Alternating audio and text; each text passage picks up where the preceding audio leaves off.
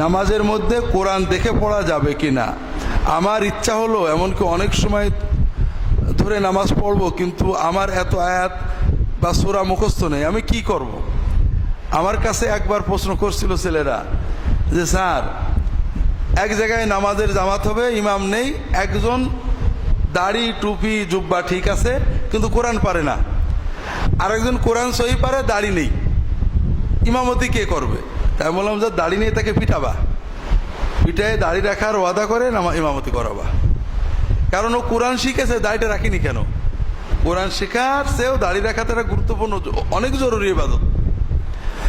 তো এখন কথা হলো যে নামাজের মধ্যে কোরআন লম্বা পড়বেন, তো মুখস্থ করেন দেখে, মুখস্থ করতে আপনাকে পিটিয়ে লম্বা কোরআন মুখস্থ করানো উচিত। বিষয় হলো যে নামাজের ভিতরে কোরআন দেখে রাসূলুল্লাহ সাল্লাল্লাহু আলাইহি ওয়াসাল্লাম পড়েননি, সাহাবীরা পড়েননি। এটা আহলে কিতাব অর্থাৎ খ্রিস্টান ইহুদিদের নিয়ম। তারা তাদের কিতাব মুখস্থ করতে পারে না, আল্লাহ তাদের কিতাবে সেই দেয়নি। এই জন্য যখন দরকার হয় কি করে, ওরা যখন চার্চে কিছু তিলাওয়াত দরকার হয় কি করে, দেখে দেখে পড়ে। এই জন্য নামাজের ভিতরে কোরআন দেখে পড়া এটা ন্যূনতম হলো যে এটা মাকরুহ হবে। হ্যাঁ, একটা দলিল আছে, আয়েশা রাদিয়াল্লাহু তাআলা আনহা, তার একজন গোলাম ছিলেন, তাকে ইমাম বানাতেন, বানিয়ে নামাজ পড়তেন, বিশেষ করে কিয়ামুল লাইল, তারাবি, তাহাজ্জুদ জাতীয়। সে কোরআন শরীফ দেখে দেখে পড়তো। জাকওয়ান,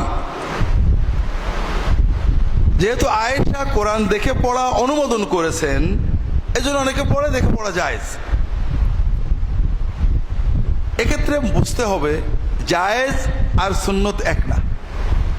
রাসূলুল্লাহ সাল্লাল্লাহু আলাইহি ওয়াসাল্লামের সুন্নতের বিপরীতে, খোলাফায়ে রাশেদিন সাহাবায়ে কেরামের অধিকাংশের আমলের বিপরীতে একজন সাহাবীর ব্যক্তিগত ইজতিহাদকে আমরা সর্বোচ্চ মর্যাদা দিতে পারি। কেউ যদি করে নামাজ হয়ে যাবে, কিন্তু এটাকে তারবিশ করতে পারি না, এটাকে রীতি বানাতে পারি না, তাহলে মূল সুন্নত মারা যায়।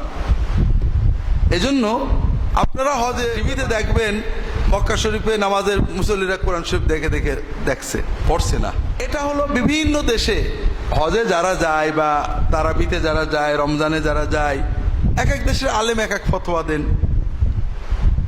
কিন্তু সৌদি আরবের আলেমরা বলেন ইমামের জন্য প্রয়োজনে তারাবির নামাজে কোরআন দেখে পড়া কেউ কেউ জায়েজ বলেন, কিন্তু মুক্তাদিদের জন্য এটা যে ন্যূনতম মাকরুহ, কোরআন বের করা, দেখা। কোরআন শুনতে বলেছেন, ওয়াইদা কুরিআল কুরআনু ফাসতামিউ লাহু, ফাসতামিউর কথা বলা হয়েছে, পড়তে বলা হয়নি।